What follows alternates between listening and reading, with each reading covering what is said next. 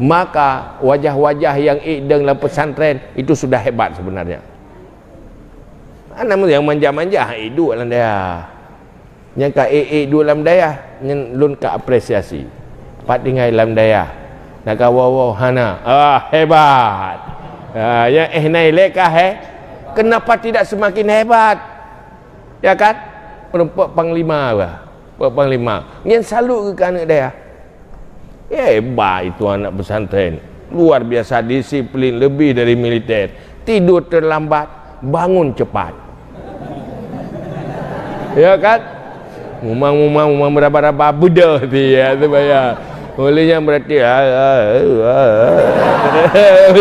tengok gaya Allah pokok ji hebat ya.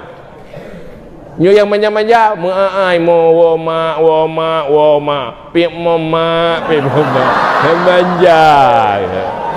Ya kan mandiri hebat yang ketinggalan daya manusia tangguh. Tapi bagaimana semakin tangguh. Ya hebat. Baik manja, baik cengeng. Tapi enjoy betul. Biasa betul.